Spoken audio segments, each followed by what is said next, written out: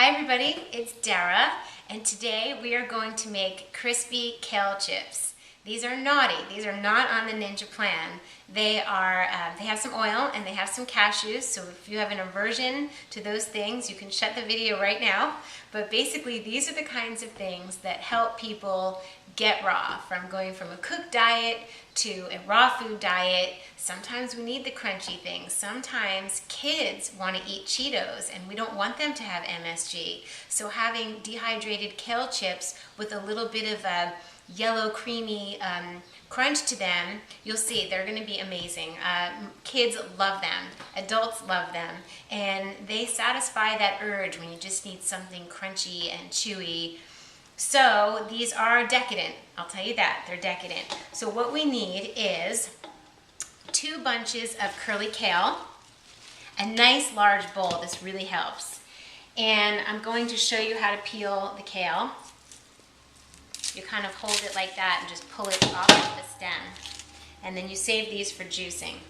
Then we have nutritional yeast. And I'm going to tell you the amounts of everything. We have 4 tablespoons of nutritional yeast. We have 1.5 teaspoons of turmeric. We have 3 teaspoons of onion, 1 teaspoon of garlic, and it's 5 teaspoons of salt. This is 1 cup of olive oil, and we have 2 cups of water, and like I said, the 2 bunches of curly kale, and then the magic ingredient that makes everything creamy is 4 cups of cashews, and we want to have the cashews soaked for 2 hours. You soak them for 2 hours. So I'm going to put in the cashews. And these are amazing. My daughter actually, I was sending them to school with her, and her friends all clamor around at snack time because they're so amazingly, surprisingly delicious. And it is one good way to get kale in your child. So I'm going to add the oil last. And nutritional yeast is what makes it cheesy. Nutritional yeast is also a way to get vitamin B12. Turmeric turns it very yellow to give it that Cheetos look. The salt, the garlic, and the onion. And I'm going to slowly put the oil in at the end. This isn't the right one. Let me go get, is this it? Yeah. Okay. So we're going for crunchy and chewy and decadent right now. So don't eat these all the time. Once in a while.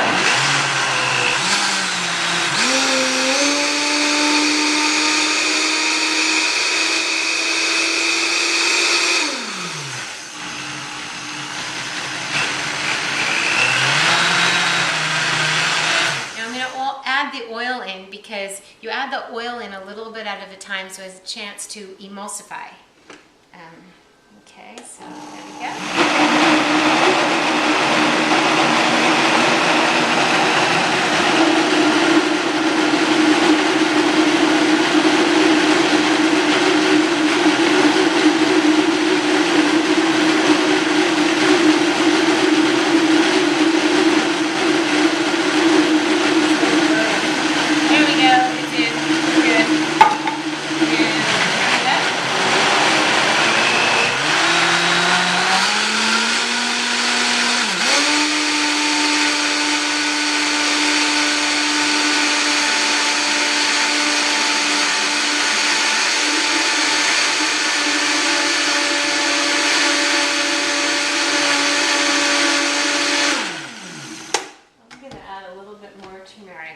I want it even more yellow.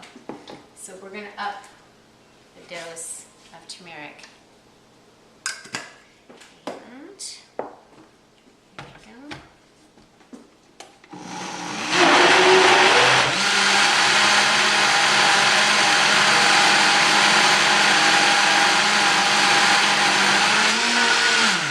And what we do at the end is I can always add some nutritional yeast after we. So this is the easiest way to do it. You take the kale, leafy part off. You can leave the pieces nice and big and you'll get some good, nice sized chips. Now there's two ways to do it. One is you can dip each piece and marinate and cover it, or what I like to do when it's quicker to actually pour the mixture in and just kind of use your hands and mix it around and make sure each piece is coated.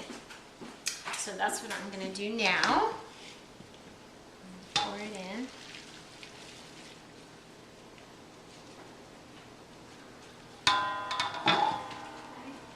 And we're just going to take our hands and not kill it and not bruise it too much, just gently give it. Now I use 2 bunches of kale. This is enough sauce for 3. You can actually get away with 3 bunches of kale and use the extra. If you have extra dressing, extra sauce, extra marinade, then you can use it for a salad dressing. So you don't have to waste it if you have extra left over.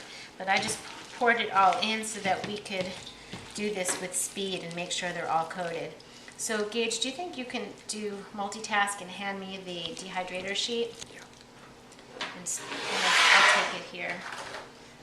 Just like this. Yeah. Jada, keep the dogs quiet, honey. All right. Okay, hi everybody. We had a cut. There was a lot of dog action, dog barking. Someone came to the door. So we're keeping it real over here. I'm still making the kale chips. And basically this is what it looks like. You just cover the piece with the marinade and you put it on your dehydrator sheet. If you do not have a dehydrator, do not be discouraged. I still want you to try and make these. So you will lay these out on a pan in your oven on the lowest setting. Keep the oven door cracked open a little bit. If you have a way of gauging the temperature, you don't want it to be above 118 degrees, and let them go until they're crispy. People will ask me, how long will it take for these to be dry? And that will really depend on how much you marinate it, how, it really depends. But it can definitely be an overnight up to, you know, until they're crispy. That's all I say, is just keep it going until they're done. You can store them in a glass container in the refrigerator if even they'll last that long, because usually you eat them right out of the dehydrator. They don't last at all around here. My clients love them, the kids love them, company loves them, I love them, although with being on the Ninja No Nut plan, these haven't been part of my diet lately. But that's okay, I still like to feed people, I still like to encourage people to get into raw foods, and one of the biggest questions is, how do I stay raw? And guess what? Giving yourself treats every now and then of nuts is going to keep you away from the bad food that really isn't going to serve you. So I'm not terribly strict. I believe in being inclusive. And so this is a fun way to get people excited about raw food. So I want to show you, I'm not going to do the whole batch right now, I'm going to show you how I take the nutritional yeast. Gage, I'm probably going to need you to follow me when I go over there. I want to get the nutritional yeast and show them how I sprinkle it on top. So let's go do that. My handy little section over here.